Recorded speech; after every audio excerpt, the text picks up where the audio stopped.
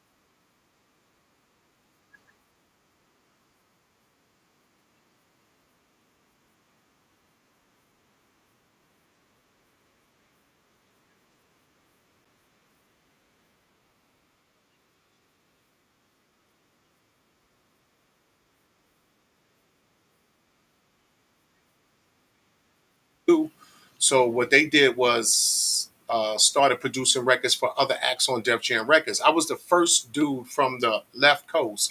I say this in the record that was signed to Def Jam. Def Wow. Jam Records. That's big time. Exactly, especially as a 16-year-old. Legendary. So, once I did that, they started producing records for LL Cool J. So y'all should know LL Cool J's Bigger and Deffer, Walking with a Panther was actually produced by my group, the LA Posse. And, after doing that and gaining critical fame, critical acclaim, should I say, my deal kind of ran out with Def Jam and we moved on to Atlantic Records. And that's when I put out my first record, which is called Breeze, which is called LA Posse. LA Posse. And we named it LA Posse because we kind of wanted to put a stamp on who we were. Because as I was talking to you earlier, HB, Honey Blunt, I call her HB. Yes, sir. That's fine. So just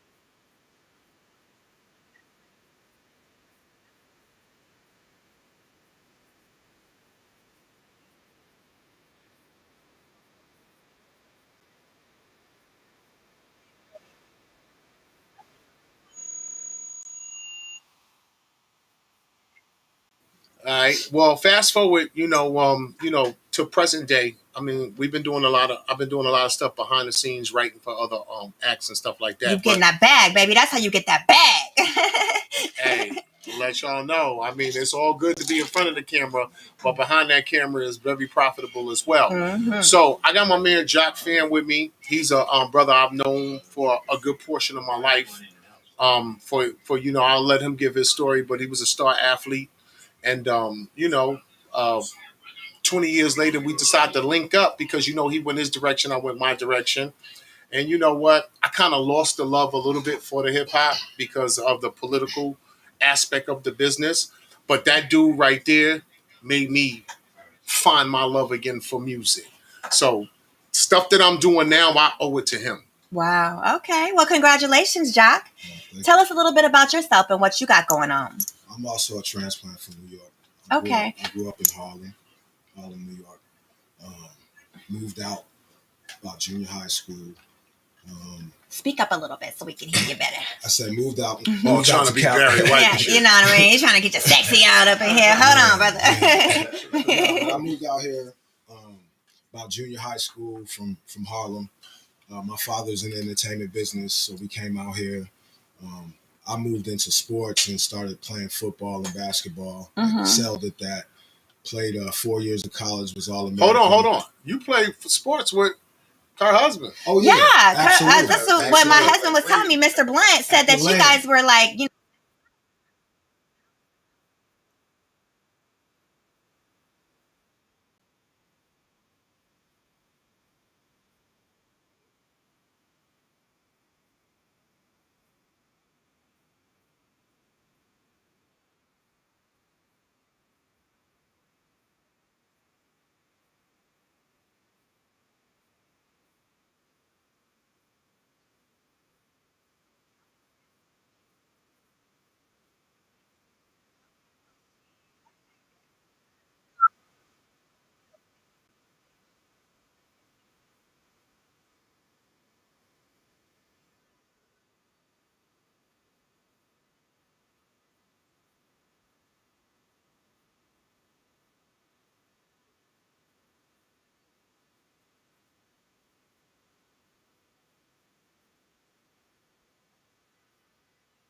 Breeze. We did some records early on that was real good records. So you weren't a part of LA Posse? No. You came later on. Okay, so I want to go back to the LA Posse era, Breeze, because I think we have a video. Yeah. Like the video that actually put you on. Yeah. On the West Coast. Yeah. And I got a real quick story I'm gonna tell you about this song really quickly. Being I think Phil needs to get it queued up anyway. Yeah. Being from New York, I really wasn't into the LA funk scene when I first came out here. It was an LA funk scene. I really wasn't into it. My funk version of funk to me was like James Brown. Version of funk out here in LA was like Zapp, George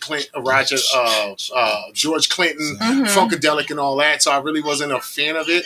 So I called this song the $50 song. This song is really worth $50. Okay. It made a whole lot more money than $50 for me.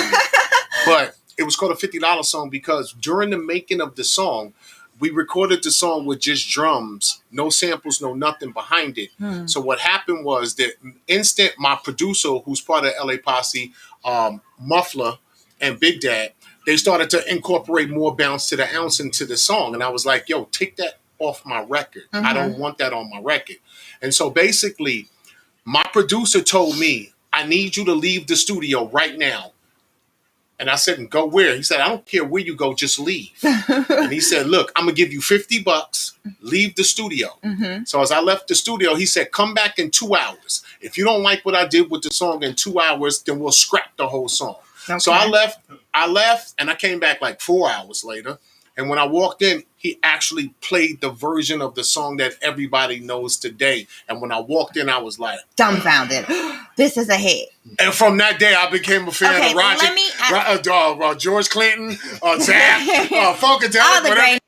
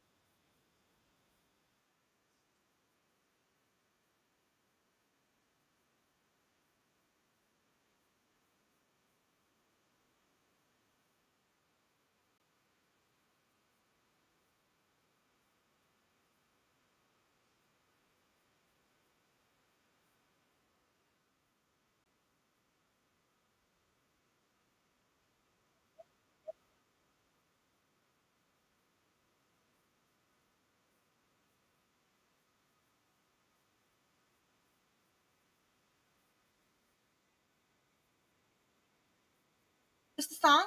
All right, yo, everybody, this is my first single from the album, The Young Son of No One. It's called LA Posse. Y'all check it out. Here we go, y'all.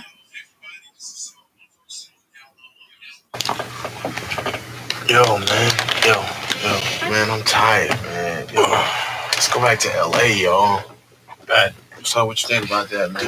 Let's get out of here. Let's go. Yo, can I go too, man? Get out of here. Get the burgers, Wimpy.